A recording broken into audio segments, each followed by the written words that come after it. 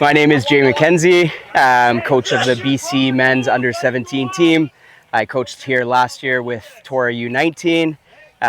Was a member of the Canadian national team for 3 World Cups and stint with the Toronto Arrows in the MLR and overseas in the championship.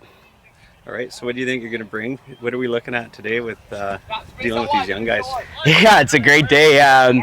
We got our 3 age groups here, U15, U17, U19. Great opportunity for me to get up here and scout some of the players for our BC team this summer, tour to Ontario. Just basically get a pulse on rugby up here and what's going on and helping out wherever we can. So we've got the U17 group here. We'll be doing some attacking skill stuff with them. Just did some decision making with the U15s and go through a bit of structure and game plan stuff with the U19s. Now tell me this, because you've been doing lots of coaching, you played in a lot of different events and that sort of thing. When you get to these different age groups, is there a pattern that you notice between, like, say, the U15s, U17s, what these kids really need to dial in, really getting through to them? Yeah, I think the biggest thing for me, at least, is starting really working on skills early on in their careers. So super skill heavy at U15, a lot of game-based drills, so they're getting experience through practice and really learning through that. And then as we progress, we're starting to get more into the cerebral aspect of rugby, more rugby IQ, thinking about strategy, game plan, but that all comes from the basis of us having that skill set so we can execute those skills that we need to throughout a game. Now, when you got these U19 guys, they're going to be going in the men's league after this. What's the best thing they work on to prepare themselves to play with the big boys? Oh, it's a tough one, actually. I think you almost have to realize how young you actually are when you're still at that age, and be patient with it. As soon as you finish U19, you could be up against 35-year-olds, that kind of thing. So just being patient and kind to yourself, spending a lot of time to actually work on your physical attributes, getting in the gym.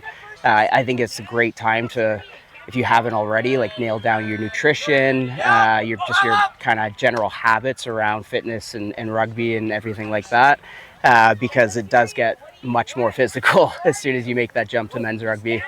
Now, I noticed with all these teams that the one thing I've kind of seen is it was quiet. The communication wasn't. What do you think that is?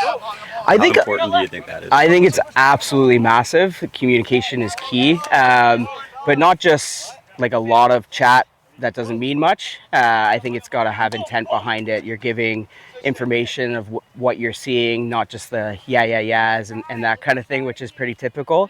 But I think a massive part of that as well is just your rugby IQ. I've kind of found when you're asking, especially the U15s, to be louder and communicate more, a lot of it, the reason that they're quiet is they don't know what to say. So just really watching a lot of rugby games, seeing what's going on. So then when you do get out on the training field, you're starting to see pictures and recognize pictures earlier that you've seen before. And then you start to learn how to communicate what you're seeing. And then things start getting better and better. Now, one last thing with all these kids, of course, would be love to be on the U15, U17, U19 BC team. Mm-hmm. What are you looking for as when you're sitting here watching these kids? So, what do they need to dial in and work on? One of the big things, especially with how we want to play for BC U17, is skill set. Having that skill, I like to say that practice, when we're in these training environments, that's where the team gets better. It's what you do away from those practices with yourself, with your buddies, whoever it is, that's when you get better.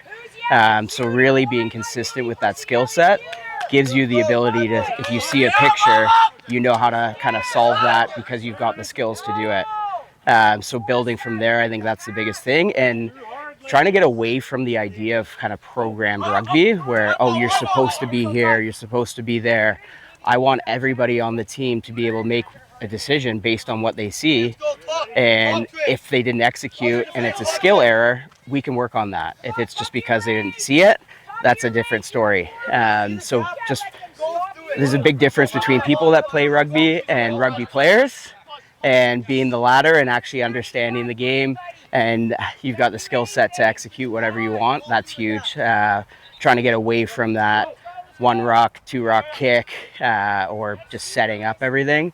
We want to play what's in front of us, even if that means like being on our goal line. If we've got a chance to run, let's do it. Nice. Perfect. Sweet.